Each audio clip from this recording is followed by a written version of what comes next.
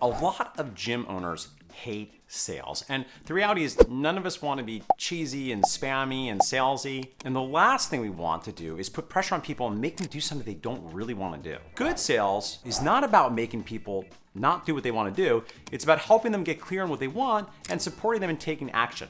In this video, I'm going to share with you my #1 mindset technique to have more fun with sales, to feel more positive about the process, and to get better results. My name is Mark Fisher from businessforunicorns.com, and if you like watching my face say words, well, maybe you'll like hearing me say words directly into your brain. Check the link below to subscribe and learn more about the Business for Unicorns podcast. It is another place where you can get more actionable tips, psychological frameworks, and philosophies of business. Speaking of philosophy, today I would probably put in the category of philosophy, but I guess also psychological framework and, well, frankly, an actionable tip. And this is a mindset technique for how you approach sales. In my experience, the thing that turns off a lot of gym owners about sales is feeling as if they have to superimpose their will on their clients. And this is not the proper way to do it, because if that's the way you're thinking about it, I don't think you're going to be particularly successful. And even if you do manage to really talk someone into doing something they don't want to do, I don't think that's going to have a good outcome for your business over the long term. So instead of looking at the sales conversation as this boiler room situation where you're closing and you're competing with them and you say things like whoever talks first loses, I would invite you to not think about the sales conversation as a win-lose competition. And in fact, my offering for you for the ultimate sales mindset technique is this: complete respect for the autonomy and free will of the person you're talking to. And this shows up in a number of ways. So if you're having a consultative sales conversation, it's important to understand this is a particular type of coaching conversation. Now, here's the thing. I think it's disingenuous to say that there is no agenda on your part, because the reality is you are incentivized to get them to take some action and sign up for your services. Because one, that's how your business makes money and how you put food on the table, and we should be honest about that. But two, that's also how you can actually help people. Because of course, if someone is looking to change their fitness and they don't work with you in a substantive way, then you're not really able to do the thing that ideally your business is designed to do. Having said all that, your mindset when you go into the sales conversation is one of service and one of complete respect for the autonomy of the other individual. This means that when you are breaking the ice, when you're building rapport, there's no pressure, because really you're just looking to make a connection and you're not trying to shoehorn anybody into anything. You're really looking to support them and give them a space where they can actually be heard, where someone can actually listen to them. Now, I do recommend that this is not an improv conversation. So if you haven't had a chance to check out my video on the 4 pillars of non-cheesy gym sales,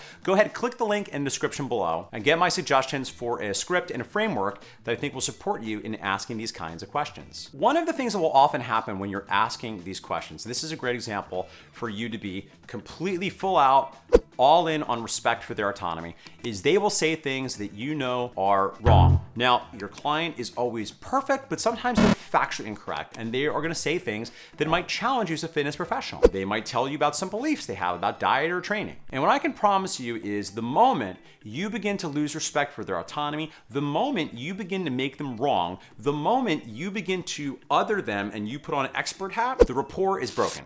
Because you're no longer on their side anymore. Now you're back into this win-lose competition relationship. So the story I've always used as an example of this, which is admittedly a little bit hyperbolic, is if a client comes up to me and they say, "Hey Mark, I have an amazing new diet. I have an amazing new diet I heard about. I'm really excited to try it." And I'll say like, "Okay, beloved client, what's this new diet? What's got you so excited?" And they'll say to me, "Well, Mark, it's the peanut butter up your asshole diet.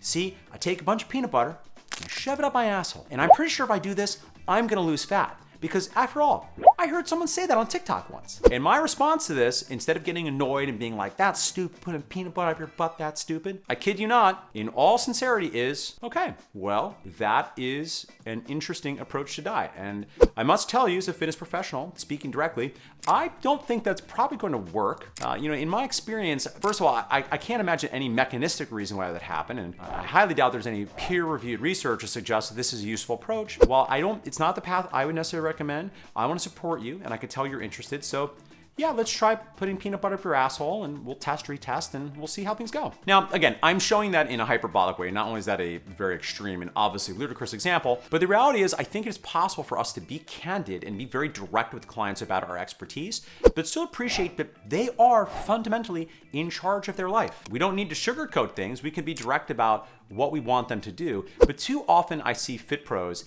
in coaching relationships and even in sales relationships get so clear on what they know is right for the client that they on some level are pushing against and inadvertently creating a little bit of a combative energy. And they can start to feel like, oh, well, I'm the expert and I've worked on this and why are you even paying me if you're just doing your own thing? The last place that I want to point out where this will show up a lot is in quote unquote objection handling. Now, it's interesting because I'm not a big fan of spending tons of time and energy on becoming an absolute objection smashing individual. And the reason is my hypothesis is more often than not, if you build sufficient value, you shouldn't have to do a ton of this. However, it is true that oftentimes you will find yourself with an objection and you can tell on some level they want to take the course of action you're suggesting, but there's something that's getting in the way. And the key thing here is if you want to do some rings around the rosy and address some of these objections is again, not making them wrong.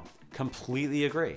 Validate them, because the reality is their concerns are valid. You're not saying that to be a duplicitous salesperson and be like a Jedi Sith Lord. In fact, it makes sense that they want to think about this. It makes sense. It's a big commitment. I do think there's value in having some kind of time-sensitive offer, as we call it, the self-destructing exploding coupon.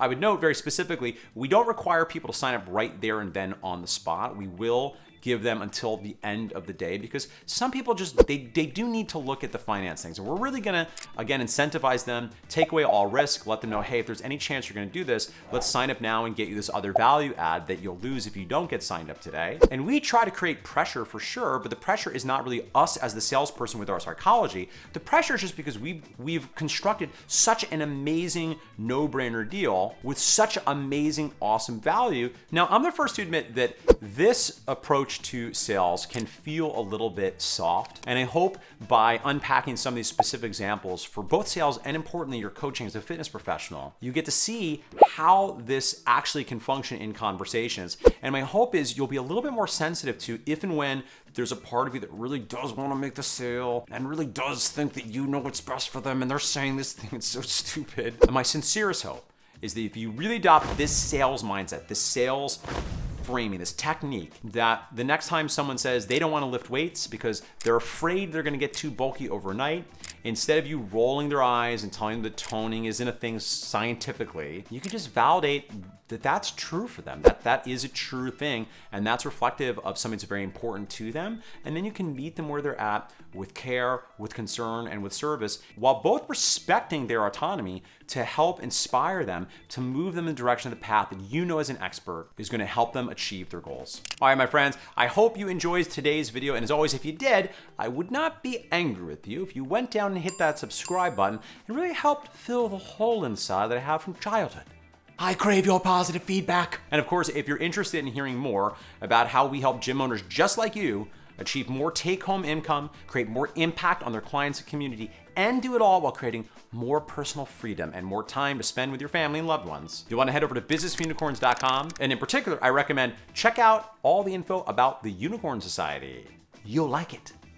I'll see you next time for another video where I will share more actionable tips, psychological frameworks, and philosophy.